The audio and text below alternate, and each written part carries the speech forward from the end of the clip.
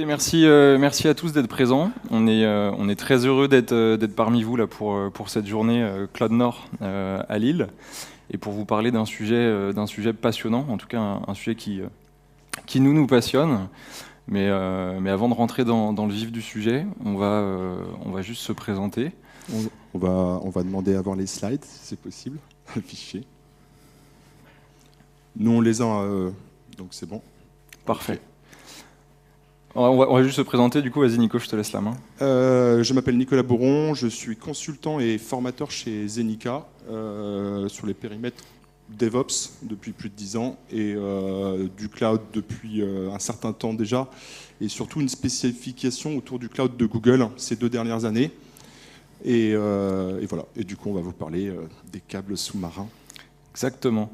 Donc Antoine, moi ça fait 6 ans que je suis chez Zenica, profil plutôt commercial, et je m'occupe plus spécifiquement de l'animation des partenariats que Zenica a avec les cloud providers, donc principalement Google Cloud, AWS et puis OVH également, qui est plus local français et plus local lillois.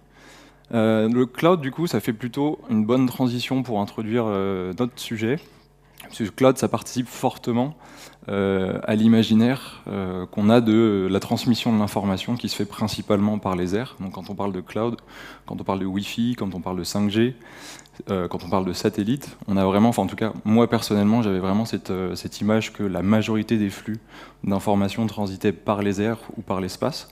Et en fait, ce qu'on va voir à travers le talk, c'est que la majorité de nos flux d'informations transitent par un réseau physique de câbles sous-marins, donc à travers les océans. Donc petit disclaimer, là on vous présente, on va essayer de vous présenter une vision globale des enjeux qui s'appliquent à ce réseau. Après, on n'est pas des experts sur tous les points, donc il y aura peut-être des choses qui auront besoin de précision, et c'est des choses dont on pourra parler à côté sans souci. Et c'est également notre premier talk, en tout cas pour ma part, sur une conférence publique, donc soyez gentils. Donc dans un premier temps, on va voir ce qu'est le réseau de câbles sous-marins. Une fois qu'on aura mis ça en place, on va regarder un petit peu qu'est-ce qu'un câble sous-marin en soi. On va faire un petit peu d'histoire aussi, puisqu'on en parle beaucoup en ce moment. On s'éveille, notamment sur la scène un peu politique internationale, on s'éveille de nouveau au réseau de câbles sous-marins, mais c'est quelque chose qui existe depuis pas mal de temps. Donc on va voir que c'est également un marché qui est assez structuré avec pas mal d'acteurs. On va voir aujourd'hui du coup que c'est un des réseaux qui contribue fortement à la libre circulation de l'information, les risques et les enjeux qui s'y appliquent aujourd'hui à l'époque moderne, et puis on ouvrira la discussion sur la fin, sur quel futur pour l'industrie et quels sont les points d'intention à avoir. Et donc du coup, ici, vous avez possibilité d'accéder sur submarinecablemap.com. Vous avez accès à une map interactive qui vous donne une vision de l'ensemble des câbles qui existent aujourd'hui, des câbles sous-marins. Cette carte, elle est vraiment chouette. Enfin, je ne sais pas ce que vous en pensez, mais moi, je trouve ça juste hallucinant de voir autant de câbles déjà représentés sur une carte. Et comme le disait Antoine, en fait, avoir juste l'idée que 99% des flux de données aujourd'hui transitent au travers de ces câbles, c'est juste hallucinant. En fait, vous imaginez, vous êtes en train de regarder un contenu Netflix, vous êtes sur les réseaux sociaux, à partir du moment où ce contenu est desservi par un endroit qui est présent sur un autre continent, vos données vont forcément transiter par un câble sous-marin. Donc effectivement, une quantité, on va dire, colossale d'informations qui transitent par ce réseau de câbles sous-marins, donc 99%, entre 97 et 99 selon les études, les estimations. Donc la partie satellitaire va vraiment être à la marge, donc ça servira dans des cas très précis sur des zones qui ne sont pas du tout desservies par les réseaux terrestres ou maritimes, ou alors pour des usages très spécifiques sur de l'industrie offshore, en mer, ou alors pour l'industrie également militaire qui a besoin d'isoler ses communications. Donc pour desservir ce gros volume de données, forcément il faut un maillage qui est assez conséquent. Et donc on a plus de 450 câbles qui sont actifs aujourd'hui, il y en a une centaine qui sont déjà en construction, et chaque mois il y a des nouveaux projets qui se dessinent, ou en tout cas qui se lancent à l'étude pour desservir de nouvelles régions ou mettre en place des câbles plus performants. Et c'est vrai que du coup, comme le disait Antoine, c'est vrai que l'expansion, on en reparlera peut-être à la fin sur les ouvertures et autres, mais Les hyperscalers, les GAFAM, en fait, sont arrivés sur ce marché-là. Ils ont commencé à vraiment investir et à inonder ce marché. Les câbles représentent aujourd'hui, on estime sur ces à peu près 450 câbles actifs, l'équivalent de 1,4 million de kilomètres de câbles en tout. La circonférence de la Terre au niveau de l'équateur, elle fait environ 40 000 kilomètres. Ça veut dire 35 fois le tour de la Terre en termes de câbles sous-marins qui circulent. On en reparlera aussi à la fin du talk sur notamment la partie environnementale. Qu'est-ce que tous ces câbles sous-marins au fond de la mer entraînent sur notre biodiversité. Ouais, quelque chose qui est intéressant aussi, alors la taille est déjà impressionnante, mais ce qui est intéressant, c'est de voir qu'il y a aussi des zones qui sont plus desservies que d'autres, qui sont beaucoup plus denses. Donc si on regarde l'Atlantique Nord, le Pacifique Nord, c'est des zones qui sont vraiment bien chargées en termes de nombre de câbles qui fonctionnent. Et on va aussi avoir des zones qui sont plutôt des détroits. Alors là, on le voit pas très bien, mais la Méditerranée, c'est assez chargé. Et après, il y a des détroits aussi sur lesquels il va y avoir une concentration de câbles qui est assez conséquente. Pourquoi est-ce qu'il y en a autant? Et ben en fait, tout simplement parce qu'aujourd'hui, il n'y a pas d'autres technologies qui permettent de transporter de l'information de manière aussi performante et avec un coût entre guillemets relativement réduit. C'est le meilleur rapport puissance de transmission prix pour toutes les entreprises pour investir. Donc, juste à titre d'information, on a beaucoup communiqué à l'époque sur Kuiper, qui est la galaxie de satellites qui est mise en place par Amazon. Juste pour que vous ayez un ordre d'idée en termes de puissance, Kuiper, l'ensemble de la galaxie, ça permet de faire 11,3 terabytes par seconde en termes de transit d'information. Dunant, qui est un câble qui a été posé par Google en 2020, c'était 250 terabytes par seconde. Donc on voit bien qu'entre une galaxie de satellites, un câble, le rapport est complètement hallucinant. Et ça va de plus en plus loin, comme Nicole l'évoquait, avec des nouvelles technologies qui se développent, des investissements assez forts sur la recherche et développement. Et en 2022, Grace Hopper, qui était un autre câble de Google, c'était 350 terabytes. Donc on voit que ça augmente de manière exponentielle. Et effectivement, pour un peu se rendre compte de cette capacité de transfert, c'est à peu près l'équivalent de ces 15 000 vidéos de 2 gigabits qui transitent par seconde sur un câble comme Dunant. Et c'est vrai que l'expansion sur ces 400 câbles actifs, on va en reparler sur la partie historique des câbles, il faut savoir que ce développement, en fait, il a été énormément accéléré dans les 10 dernières années avec le développement d'Internet, les nouvelles technologies, le cloud, et c'est pour ça qu'on arrive aujourd'hui, et on n'est peut-être encore qu'au début de ce développement. Exactement. Alors une fois qu'on a vu que ce réseau existait, c'est intéressant de rentrer dans le vif du sujet et de voir comment est-ce que ça se découpe et à quoi ça ressemble en fait le réseau de câbles pour un câble en particulier. Donc le schéma que vous avez ici, c'est le schéma de fonctionnement, on va dire, du câble Dunant, donc celui que j'évoquais là, qui a 250 terabytes par seconde. C'est un câble qui a été tiré par Google entre les États-Unis et la France, donc il atterrit en Vendée à Saint-Hilaire pour ceux qui connaissent. Donc comment est-ce que ça se compose? Ça c'est le schéma pour Dunant. Globalement, vous allez avoir le même schéma, c'est le même fonctionnement pour l'ensemble des câbles sous-marins.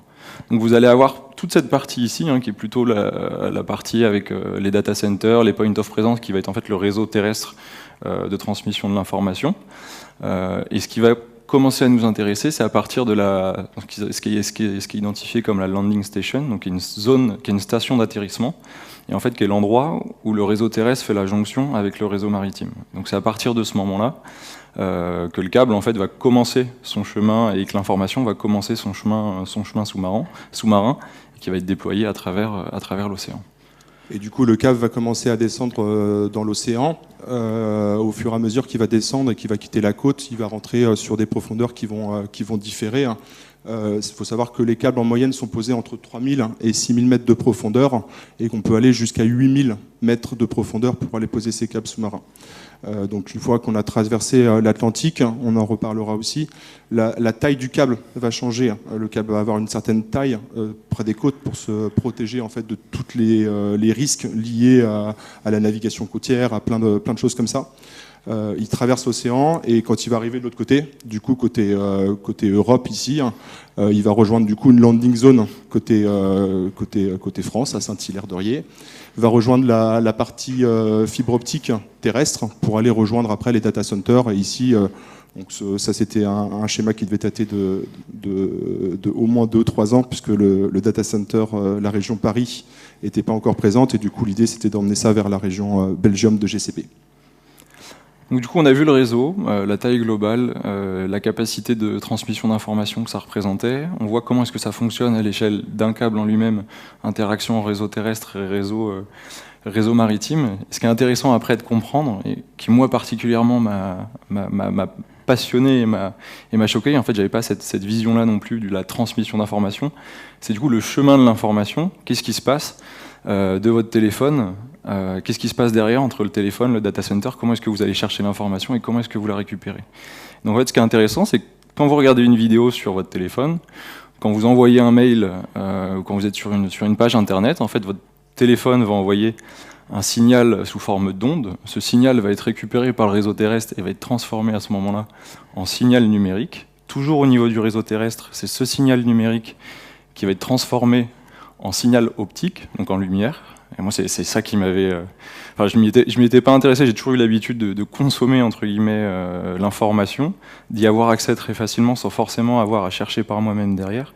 Et en fait, le fait de comprendre qu'en fait, l'information nous parvient par le biais de lumière, c'est quelque chose que j'avais trouvé assez fascinant. Donc toujours au niveau du réseau terrestre, votre message est transformé en message optique. Et donc c'est ce message optique qui va intégrer le réseau de câbles sous-marins, donc au niveau des stations d'atterrissement. Et donc c'est de la lumière qui va transiter dans les câbles optiques sous-marins.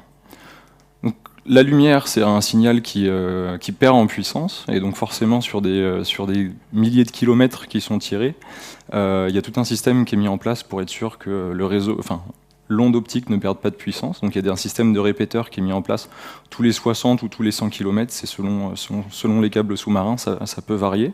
Et donc il va réalimenter le signal lumineux pour être sûr qu'il n'y ait pas de déperdition d'informations. Et du coup, quand on arrive de l'autre côté de l'océan, donc là, il faut repartir plutôt par ici, on retrouve la station d'atterrissement où le signal va être retransformé en signal numérique, et après, il va être reconsommé soit par vos ordinateurs, soit il va être retransformé en forme d'onde pour aller vers vos téléphones. Donc c'est tout ce chemin. Et maintenant, moi personnellement, quand je regarde une vidéo, je me pose toujours la question de savoir est-ce qu'en fait, il y a un signal lumineux qui traverse l'océan pour aller chercher l'information et me la ramener de façon quasi instantanée. Enfin, je trouve ça incroyable.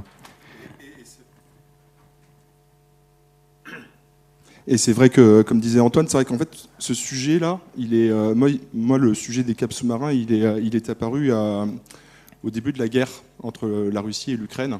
J'ai commencé à avoir passé un article sur la Russie va couper des câbles sous-marins, et j'ai fait waouh, couper des câbles sous-marins, waouh.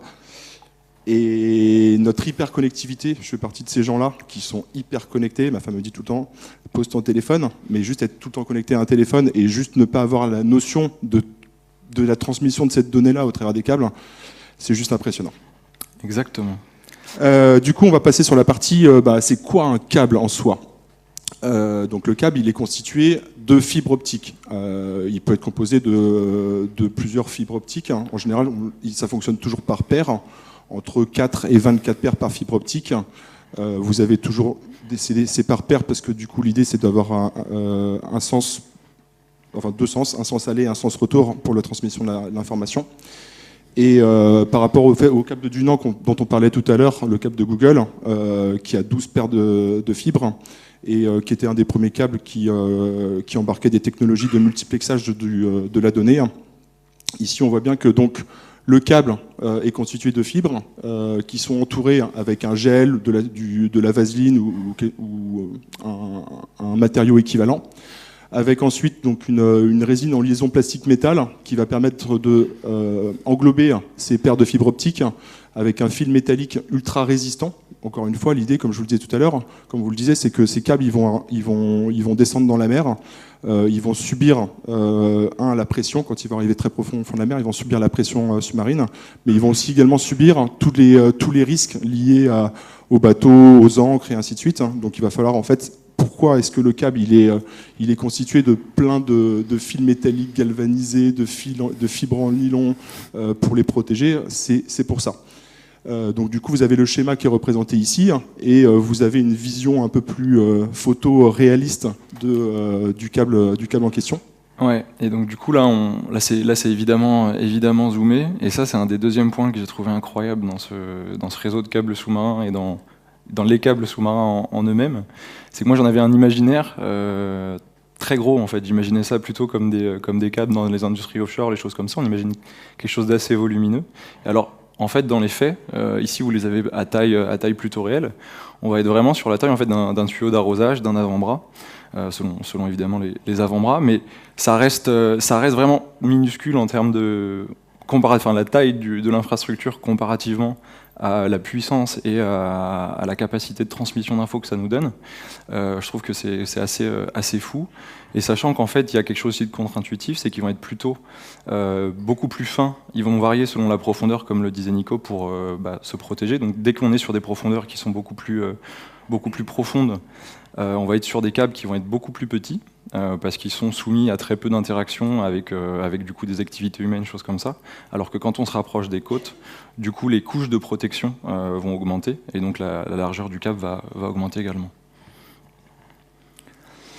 Alors du coup, une fois qu'on a dit ça, vous comprenez bien que c'est un marché qui est très spécifique, donc avec une industrie qui est dédiée pour pouvoir l'adresser. Donc nous, on va faire le focus principalement sur la manière dont on le pose, et puis après toutes les techniques que ça implique.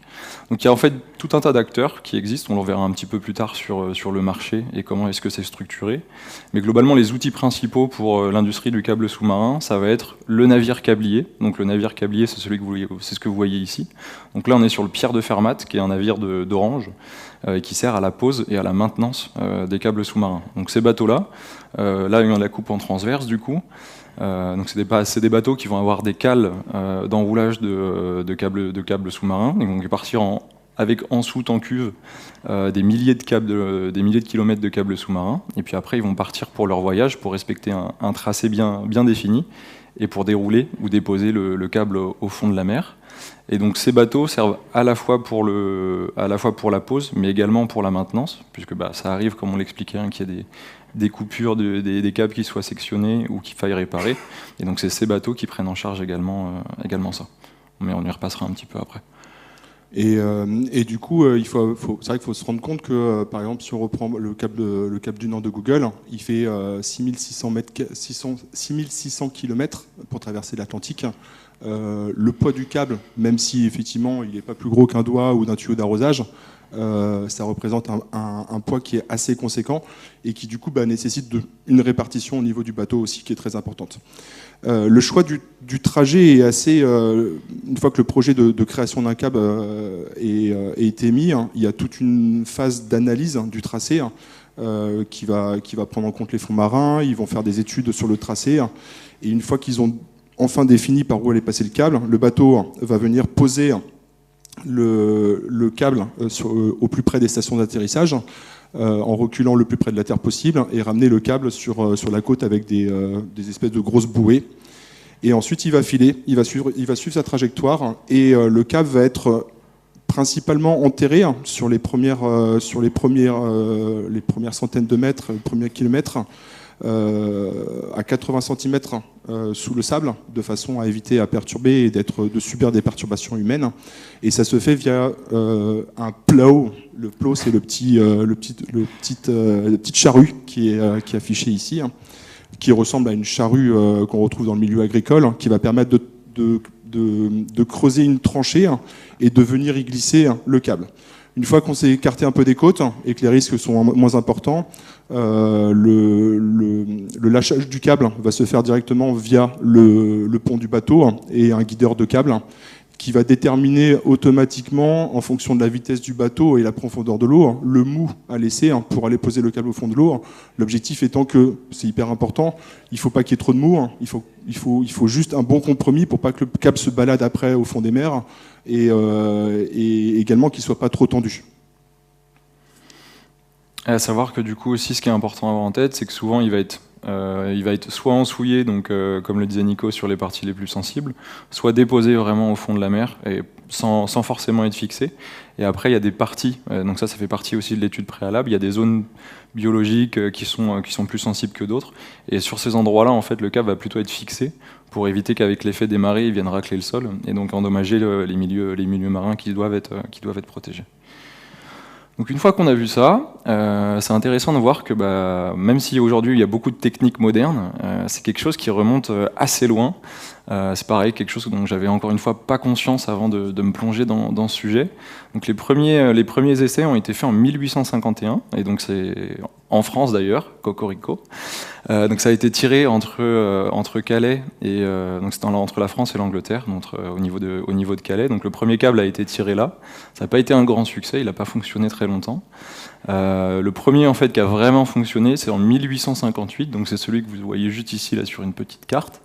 Donc c'est un câble qui a été tiré entre l'Irlande et Terre-Neuve, et donc qui a permis, en fait, c'est la première fois qu'on a vraiment pu faire transiter quelque chose de viable pour communiquer. Ça a permis de faire communiquer en fait la reine d'Angleterre avec le président américain. À l'époque, ils ont échangé un message de 98 caractères, et ça avait pris 17 heures pour faire le trajet aller. Donc on n'était pas du tout sur l'instantanéité. Donc mais à l'époque, du coup, c'était une révolution et une prouesse. Et donc c'est assez bluffant. Donc ce câble-là n'a pas duré éternellement non plus. Il a fini par être endommagé et puis il a fallu le remplacer. Donc c'est vraiment à partir de 1866 et 1870 qu'il y a eu vraiment une explosion, et des vraies découvertes qui ont permis d'améliorer la technique et les performances des câbles télégraphiques. C'est des câbles télégraphiques du coup à l'époque, et qui ont permis de faire transiter de l'information sur des échelles de minutes ou d'heures. Et donc là du coup c'était beaucoup plus intéressant. Et donc il y a eu une explosion du nombre de câbles télégraphiques à travers le monde. Et c'est vraiment là en fait qu'il y a un réseau mondial qui s'est créé. Le premier français, c'était en 1870 et qui reliait Marseille et Alger. Donc le premier qui a été vraiment viable sur le long terme. Et donc ce qui est intéressant aussi, c'est qu'à cette époque-là, ce qu'il faut avoir en tête, c'est que c'est principalement l'Empire britannique qui a investi sur la construction du réseau de câbles sous-marins. À l'époque, il y avait vraiment des colonies qui étaient un peu partout à travers l'océan. Et donc c'est eux qui ont compris l'intérêt de pouvoir faire communiquer de l'information assez rapidement entre différents points du globe. Ce qui fait qu'à l'aube de la Première Guerre mondiale, donc en 1914, ils avaient encore à peu près 60% du réseau de câbles sous-marins, donc sur lequel ils étaient propriétaires eux, et sur lequel ils pouvaient décider de censurer l'information, de couper l'accès aux pays ennemis, etc. Et donc c'est quelque chose qui a eu lieu durant la Première Guerre mondiale. Ils ont eu cette capacité à pouvoir dire « Ok, non, les Allemands, on ne fait pas transiter d'informations de votre côté ». Et d'isoler certaines parties du monde, ou même certaines colonies allemandes à l'époque. Et du coup, ça va continuer. 1956, inauguration du câble TAT1, le premier câble téléphonique transatlantique capable de transporter jusqu'à 36 conversations simultanées. Waouh! Développement des câbles par la suite, jusqu'en 1988, où on va avoir l'arrivée de TAT8, qui va être le 8e câble transatlantique. Vous vous souvenez de cette belle map où on voit tous les câbles qui circulent sur la partie transatlantique. Donc là, on est sur le 8e. C'est le premier câble de fibre optique qui va être capable de transporter beaucoup plus de données que ce qui était possible de faire sur des câbles téléphoniques jusqu'à présent, avec des débits de l'ordre de 250 mégabits seconde. Donc on est très loin de ce qu'on va voir sur les dernières années, notamment 2020, 2021, 2022 et les derniers câbles qui sont arrivés.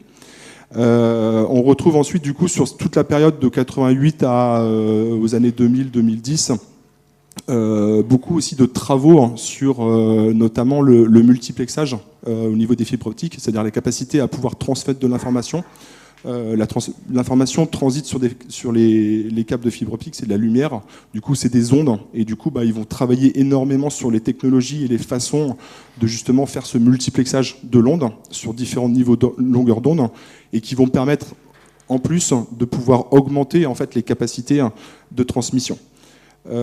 SIMI-WI 3 arrive en 99, un an après notamment une première génération de systèmes de filtrage optique qui permet justement ce multiplexage par onde et qui va permettre d'apporter des débits de 20 à 40 gigabits par paire de fibre optique.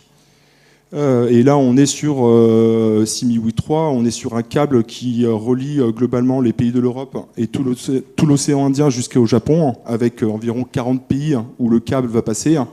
On a c'est équivalent à 40 000 km, et on avait déjà des débits importants à l'époque qui étaient de l'ordre de 500 mégabits seconde. On est à l'aube de l'Internet, on est en 2000, c'est encore les débuts. Aujourd'hui, ce câble il a beaucoup évolué. Aujourd'hui, il a une capacité de 130 gigabits. Il faut savoir que les câbles ils sont posés à un instant T dans le temps, mais ils sont évolués. Les technologies évoluent, et du coup, au-delà quand on dit entretien, maintenance, il y a effectivement évolution technique pour apporter, parce qu'on va pas. Les câbles ont une durée de vie de 20-30 ans à peu près. En 20 ans, vous imaginez même pas les progrès techniques et notamment la quantité de données qui transitent. On va retrouver ensuite, dans les années 2000 à 2010, l'évolution encore une fois, des technologies, du nombre de câbles qui sont posés. Et on arrive à des chiffres qui sont assez énormes, avec des projets de câbles comme le câble Merea, qui est un projet entre Facebook et Microsoft, qui va traverser du coup encore une fois l'Atlantique, qui va relier les États-Unis à Bilbao, qui fait environ 6600 km et qui a une capacité de transfert qui approche les 160 terabits par seconde. Celui de Google, le Dunan, donc, qui arrive en 2020 à une capacité de 250 terabits seconde. Et en 2022, on a Grace Hopper de Google avec 350 terabits seconde. Donc ce que je disais tout à l'heure, 350 terabits seconde, on est sur 65 000 et quelques vidéos de 2 gigabits par seconde qui circulent sur ce réseau-là. Exactement, et donc des progrès fulgurants en termes de capacité de transmission. Oups, loup. Pardon, c'est moi. C'est toi ? Ouais. Ok, pas de souci. Donc du coup, ce qui est intéressant de comprendre, on l'a vu, c'est que c'est un marché qui existe depuis très longtemps, et c'est une industrie qui existe depuis très longtemps. Et donc en fait, c'est un marché qui est très structuré, et avec des entreprises qui sont vraiment spécialisées, donc qui sont classées par 3 grandes familles. Donc on va avoir les fabricants de câbles qui disposent du savoir-faire technique, industriel, technologique pour fabriquer les câbles en eux-mêmes. On va avoir les acteurs qui sont spécialisés sur la pose et sur la maintenance. Donc on l'a vu avec Orange, c'est des navires très spécialisés, les navires câbliers, qui vont être en capacité de prendre en charge ces activités-là. Et puis ensuite, il y a une troisième classe, on va dire, d'acteurs sur ce marché, qui vont être les propriétaires et exploitants. Donc les propriétaires, en fait, ça va être souvent des opérateurs, on va le voir juste après, qui vont investir en consortium, et donc qui sont propriétaires de la bande passante et des paires de fibres optiques qui sont contenues dans les câbles, et qui vont en fait sous-traiter la fabrication et la pose aux autres acteurs du marché.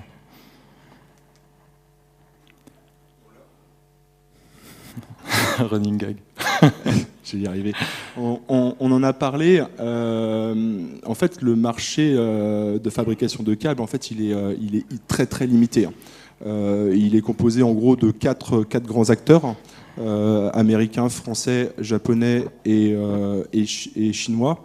Les trois historiques, c'est vraiment les Américains, les Français et les Japonais, qui sont vraiment à l'origine de la fabrication du câble. Il faut savoir que c'est quand même très technique, ces fabrications de câbles.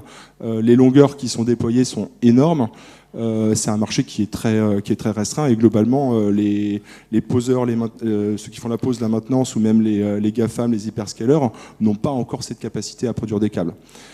Alcatel Submarine Network, les Français ont été rachetés par les Finlandais, par Nokia en 2021. Mais là récemment, il y a un rachat qui va être fait à 80%, parce que considéré comme stratégique. L'idée, on l'a vu, on est sur ces pays, même si on voit Amérique, Chine, Japon, on est quand même sur des acteurs fabricants qui sont plutôt sur l'hémisphère nord, encore une fois. Ouais, et c'est là que c'est intéressant hein, parce que du coup on tend comment dire, à toucher les enjeux plutôt géopolitiques. C'est ça qui est aussi intéressant, c'est que effectivement Nokia, Alcatel Submarine Networks avait été racheté par Nokia, et donc là en octobre, le gouvernement a annoncé qu'ils allaient racheter 80% de l'entreprise pour du coup se réapproprier en fait ce savoir-faire technologique et que la France reste autonome par rapport à ses capacités à maintenir et en tout cas opérer sur ce marché-là. Et donc c'est quelque chose qui est aussi l'enjeu qu'on voit aujourd'hui, du fait qu'on reprenne conscience que ce réseau existe et que ce réseau est vital. On voit que les États tendent aussi à se réapproprier les technologies qui permettent d'opérer dessus. Donc ça c'était pour les fabricants, et pour la pose et pour la maintenance, on voit qu'on retrouve des entités comme ASN là, qui dispose aussi de sa propre flotte de navires câbliers. On voit Orange qui opère beaucoup dessus, et donc lui qui est plutôt en fait on a des acteurs qui sont transverses, qui sont et fabricants et sur la pose, et il y en a certains qui sont et opérateurs et poseurs. Et après, ce qu'il faut avoir aussi en tête, c'est que globalement, l'idée n'est pas forcément sur ces acteurs-là, n'est pas forcément de se marcher les uns sur les autres. Il y a aussi une répartition géographique qui est faite, puisque l'idée sur le réseau qui est mondial, c'est d'avoir aussi des acteurs qui sont en capacité d'intervenir assez rapidement, selon les zones géographiques, sur les portions de câbles qui sont à réparer ou qui sont à poser, qui en tout cas ont l'expertise par rapport au niveau local. Et donc on voit que sur des régions comme le Golfe, il y a des entreprises qui sont spécialisées comme e-Marine, là c'est les Émirats Arabes Unis, et il y a Optic Marine sur la partie Asie, qui est une entreprise, qui est un groupe malaisien, et qui opère sur la partie Asie.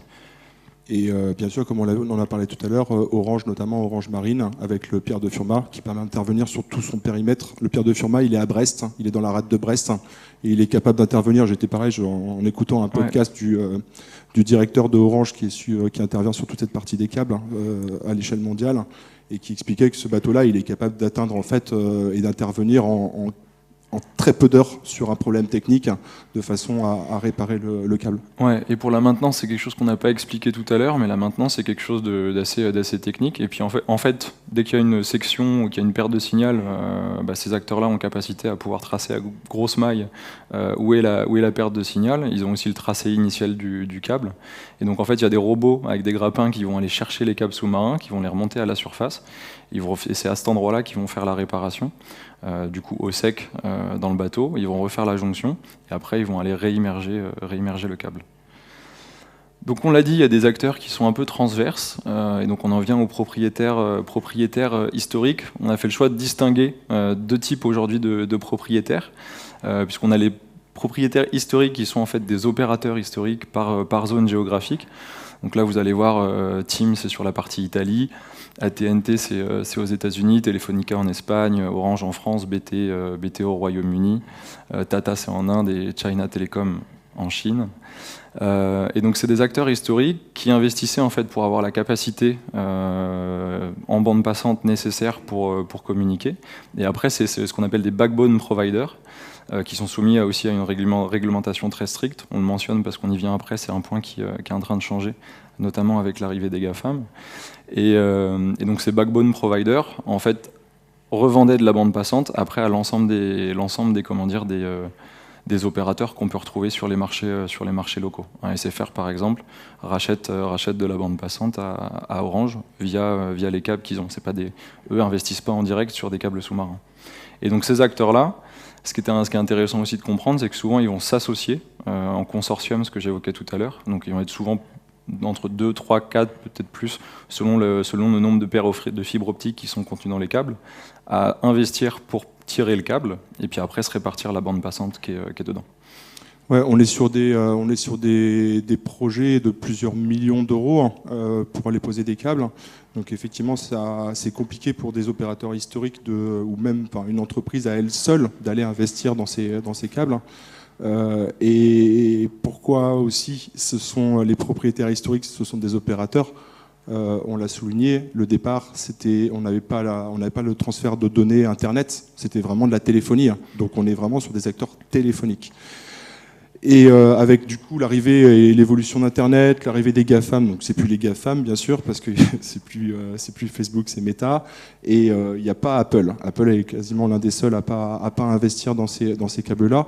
Mais globalement, tous les hyperscalers et les géants vont, de par le besoin qu'ils ont en capacité de transmission de façon à nous satisfaire, le souhait de vraiment en fait avoir des câbles, de plus passer par des consortiums et de partager des fibres, mais d'avoir leurs propres fibres pour optimiser en gros toute leur bande passante, toute la capacité de données. Je vais juste évoquer Google, mais Google souhaite, il a ses propres infrastructures, ses propres data centers, ils ont annoncé leurs propres processeurs, ils ont leurs propres câbles. Il faut savoir qu'à la maison Alphabet, donc c'est la partie Google et la partie Google Cloud, ils ont aujourd'hui une vingtaine de câbles, ils sont propriétaires d'une vingtaine de câbles, dont une partie en exclusivité. Donc ils ont vraiment la capacité à faire véhiculer et à être les seuls à envoyer du flux sur leur propre réseau. Et du coup, ça pose une question très importante, puisqu'en fait, juridiquement, le statut n'est pas le même. Les GAFAM ont un statut qui va être de producteur de contenu, là où les opérateurs historiques sont des backbone providers, et donc sont soumis à une réglementation beaucoup plus stricte, et notamment au niveau de la neutralité du net. Et donc ça, c'est quelque chose que tu vas nous détailler, Nico. La neutralité du net, qu'est-ce que la neutralité du net ? C'est le principe selon lequel les fournisseurs d'accès à Internet, que vous connaissez, doivent traiter tous les contenus de manière égale, sans privilégier certains sites ou services. Donc on a la notion de globalité, sans surveillance, sans modification, sans ralentissement. Vous imaginez, à partir du moment où on va rentrer dans des conflits politiques ou autres, si les fournisseurs se mettaient à réduire la bande passante d'un tel ou un tel parce qu'il n'a pas respecté ceci, on ne va pas réussir. L'idée, c'est un peu comme une autoroute où tous les véhicules ont le droit de circuler, quelle que soit la marque la marque du véhicule et la destination qui a été choisie. Exactement. Donc ça, c'est un des principes fondamentaux du réseau de câbles sous-marins, et donc c'est aussi ce qui en fait un des facteurs de libre circulation de l'information. Et aujourd'hui, c'est vrai que le réseau de câbles sous-marins a la capacité à nous faire transmettre de l'information, des flux financiers, des flux marchands, d'un point A à un point B de la planète de façon quasi instantanée. Et en ça participe à beaucoup de choses, notamment le développement de certaines zones. Ça peut être comparable, alors c'est souvent comparé à différents réseaux plutôt historiques. Nous, on a fait le choix de le comparer au réseau de routes romaines, qui historiquement a permis de passer un cap en termes de développement. Réseau de routes romaines, la Via Romana, c'était des routes pavées qui ont permis en fait de transporter des personnes, des armées, des marchandises et de l'information beaucoup plus rapidement que ce qui pouvait être fait avant. Et donc du coup, qui a permis en fait de stabiliser un empire et de participer au développement de beaucoup de zones géographiques différentes. Donc ça, c'était quelque chose de très important qui a permis d'avancer pas mal. C'est aussi très souvent comparé aux routes de la soie. Donc aujourd'hui, on voit souvent apparaître le côté nouvelle route de la soie pour le réseau de câbles sous-marins. Les routes de la soie, c'était plus des routes marchandes que des infrastructures vraiment physiques. Mais c'était des routes marchandes qui étaient initialement basées sur le commerce de la soie, mais qui, le long de ces routes-là, permettaient de connecter des pays entre eux, et encore une fois, de faciliter les flux marchands et les transferts d'informations entre pays. Et également, ce qui est important à avoir en tête, c'est que les routes de la soie, il y a aussi une connotation d'influence géopolitique. Ça a souvent été un jeu d'influence, notamment pour la Chine et pour les pays occidentaux, qui avaient un peu la main mise sur certaines parties de cette route-là. Et donc aujourd'hui, on voit bien que le réseau de câbles sous-marins, on vous remet la map, globalement, on retrouve ce côté interconnexion de différentes parties du monde. Et aujourd'hui, c'est aussi utilisé par certains pays comme levier de pression au niveau des zones qui sont les moins développées, en échange des compagnies qui sont très souvent liées à des États, comme on l'a vu, c'est assez stratégique, et qui proposent de financer certains projets en échange d'une certaine influence dans ces zones. Donc, ça, c'est quelque chose qui est assez important à avoir en tête. Et du coup, forcément, vecteur de tension politique. L'importance capitale de ces nouvelles routes au niveau financier et stratégique, comme le disait Antoine, un réseau qui est contrôlé majoritairement par des pays historiques du marché, et qui pose la question sur tout ce qui va être le développement des pays en voie, toute la stratégie pour permettre aux pays de se développer. Notamment, on l'a vu sur la carte, il y avait essentiellement la partie nord qui est reliée. Il faut savoir que toute l'Amérique du Sud est connectée à ce réseau, mais passe toujours par l'Amérique du Nord. L'Afrique passe la plupart du temps par l'Europe, et une partie de l'Océanie passe par la Chine. Donc en fait, il y a un souhait de vouloir développer tous ces pays en voie de développement et de leur donner accès à ces stratégies. L'arrivée d'un câble va permettre effectivement de permettre à un pays de s'émanciper, de se développer. Et du coup, c'est indispensable, mais ça pose... Ouais, ça pose toujours des questions, et c'est vrai que c'est très intéressant. Enfin, il y a une vraie corrélation entre, qui a été prouvée entre des zones géographiques sur lesquelles on a relié un câble sous-marin et donc du coup sur lesquelles on a augmenté la capacité à faire transiter de l'information, on a amélioré la connectivité. Il y a des entreprises qui se sont développées, ça a attiré des investisseurs, des choses comme ça. Donc on voit qu'il y a un réel effet entre connecter une zone à Internet et sa capacité à pouvoir se développer et développer en tout cas du commerce et une activité avec le reste du monde. Et donc en fait, ce qui est intéressant là, c'est de voir vraiment qu'il y a très peu de connexions qui se font aujourd'hui entre des pays qui sont en développement. Donc on parlait de BRICS à une certaine époque. Aujourd'hui, on voit bien que sur ces pays-là, il n'y a pas de câble qui permet de s'émanciper complètement des puissances occidentales. Et vous comprenez bien que quand on est Cuba, ça pose un certain problème de devoir faire passer ces informations par le territoire américain, quand on est Taïwan, de le faire transiter par la Chine, etc., etc. Et donc il y a des projets qui sont en cours, notamment entre Cuba et le Venezuela, pour que du coup Cuba puisse s'émanciper d'avoir à faire transiter de l'information par les États-Unis et prendre entre guillemets son indépendance par rapport à ça. Ouais, côté Afrique, c'est pareil, c'est l'investissement, enfin les opérateurs historiques, notamment Orange, a beaucoup investi pour relier l'Afrique et la permettre de l'élever sur l'accès justement à ces câbles et tout ce qui va avec sur l'émancipation du pays, l'accès à la technologie et au réseau.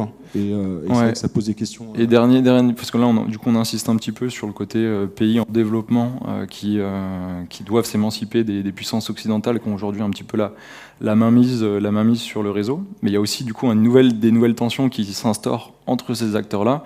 Les tensions entre la Chine et les US, il y en a à peu près à tous les niveaux. Et le marché du câble sous-marin y échappe pas. Et typiquement, Huawei Marine Networks, qui est un des acteurs majeurs sur la pose et la fabrication des câbles, et en fait, eux, ils ont interdiction. Il y a une réglementation américaine qui interdit à cet acteur-là, en tout cas à tous les acteurs chinois, de participer à la mise en place de câbles qui touchent le sol américain. Donc on voit bien que ça va aussi assez loin dans certaines discussions. Et puis après, dans les cadres de conflits, etc., ça on y vient juste après, mais il y a aussi pas mal d'enjeux.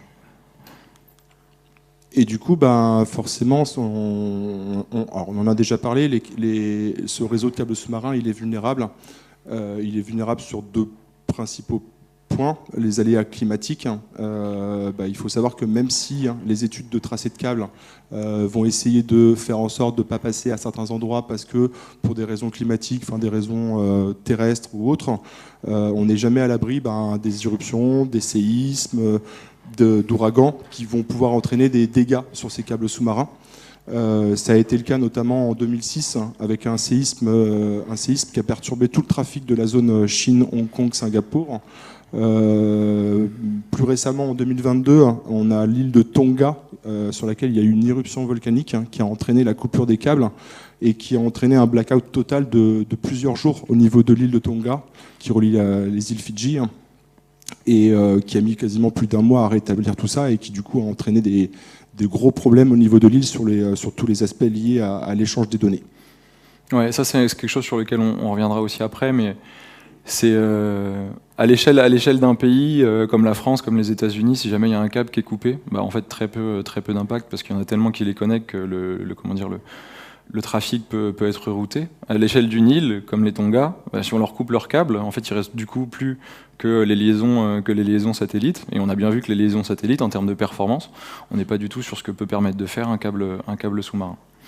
Donc c'est les aléas climatiques peuvent s'en mêler. Donc tu as parlé de la partie plutôt éruption, mais toute la partie ouragan, etc. Ça endommage aussi les câbles sous-marins, mais les infrastructures physiques. Parfois quand on parle du réseau sous-marin, on pense qu'à la partie câble qui est sous l'eau, mais il y a aussi les stations d'atterrissement qui sont sur des plages et qui sont du coup assez vulnérables aussi aux aléas climatiques. Et donc, une fois qu'on a parlé des aléas climatiques, il y a une autre part de risque, de conflit qui existe et qui représente à peu près 60% des interruptions aujourd'hui de trafic. C'est les négligences en fait via les activités humaines qui sont involontaires du coup par définition, mais du coup ils sont liés à des ancres de bateaux qui vont être de pétroliers qui vont être en attente, ou de navires marchands qui vont poser leurs ancres. En fait, leurs ancres vont venir sectionner les câbles qui sont posés sur les fonds marins. Et après toute l'activité de pêche qui va avec des chaluts, des filets de pêche qui vont racler le fond, vont venir aussi endommager ces câbles. Ce qu'il faut savoir, c'est que quand on est proche de la côte, le tracé des câbles est à peu près mappé et peut être à peu près repérable, mais après sinon une grande majorité du tracé du câble est gardé pour des raisons de confidentialité, gardé secret. Donc en fait c'est totalement par négligence et de façon involontaire qu'il y a des interruptions. Donc, en tout cas pour une majorité de ces interruptions. Et il y a quand même une partie qui est plutôt sujette du coup à des actes de malveillance. Donc ça, il y a différentes catégories, mais aujourd'hui, on a bien vu, il y a eu des événements comme Nord Stream, donc le gazoduc en mer du Nord qui a été visiblement saboté. Ça nous donne bien aussi l'illustration, alors c'est pas sur un réseau de câbles sous-marins, c'était du gaz, mais ça nous donne bien l'illustration qu'aujourd'hui il y a des acteurs qui sont en capacité d'aller interagir à ces profondeurs et de pouvoir avoir en tout cas des actions du coup malveillantes pour sectionner ou pour paralyser ces câbles. Donc ça, c'est quelque chose qui existe. Pendant les première et seconde guerre mondiale, c'est des choses qui ont été faites, sectionner des câbles pour perturber les communications des pays ennemis. Donc ça peut se faire au niveau quand on est en profondeur quand on est dans une profondeur encore tolérable, ça peut se faire par des plongeurs, des sous-marins ou alors des robots un peu moins sophistiqués. Mais aujourd'hui, on voit que les États réinvestissent aussi sur des robots et sur des drones qui ont capacité à aller jusqu'à 6000, 8000 mètres de profondeur. Et récemment, là, celui que vous voyez tout à gauche, du coup, c'est un drone qui a été, pour lequel l'armée française, la marine nationale, vient de passer commande, justement pour se réapproprier. On parlait de l'État qui se réapproprie les savoir-faire stratégiques sur la construction. Il se réapproprie également la capacité à aller sécuriser ces infrastructures qui sont considérées comme vitales. Et alors à partir du moment où on est en capacité de les sécuriser et de descendre à ces profondeurs, ça veut aussi dire qu'on est en capacité d'aller regarder ceux des autres. Donc il y a toujours aussi cette double lecture à avoir. Et dernier point qui peut être un sabotage du coup sujet à des actes de malveillance un peu involontaires, mais typiquement au large de la mer Rouge dernièrement il y a eu pas mal de tensions, il y a des pétroliers, des navires marchands qui ont été coulés. En fait ces pétroliers, ces navires marchands quand ils coulent, ils peuvent aussi aller sectionner des câbles sous-marins et ça a été le cas au large du Yémen et ça a entraîné pas mal de perturbations là-bas. Et il y a lien avec les guerres, vous êtes au courant, Israël, Palestine, Anco, et c'est vrai que cette région du globe, elle subit beaucoup de tensions. Et il y a eu récemment notamment des articles sur le fait de possibles coupures qui n'ont pas été validées complètement, mais il y a effectivement ces actes de sabotage, encore une fois, comme on parlait Antoine tout à l'heure, à l'époque de la Première Guerre ou Deuxième Guerre mondiale, où l'Angleterre avait isolé complètement l'Allemagne en coupant les câbles. Et du coup, forcément, on a au-delà des sabotages physiques, on a toute la partie surveillance, la partie cybersécurité autour de ces câbles qui font transiter des données financières, des données des gouvernements, des données sensibles.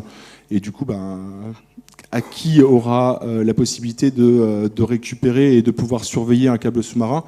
En soi, c'est techniquement pas possible d'aller se mettre près d'un câble sous-marin pour venir écouter ce qui circule sur ce câble-là. Il faudrait être capable de couper un câble, de le brancher, de capturer toute la donnée qui circule dessus, sachant qu'on est sur des 450 terabits par seconde qui vont circuler et comment on est capable de traîner toute cette capacité d'information. Donc ils vont essayer d'agir à d'autres endroits, sur des répéteurs, ça peut être sur les stations d'atterrissage, mais vraiment il y a l'idée d'aller tracer et d'aller surveiller cette donnée. Exactement.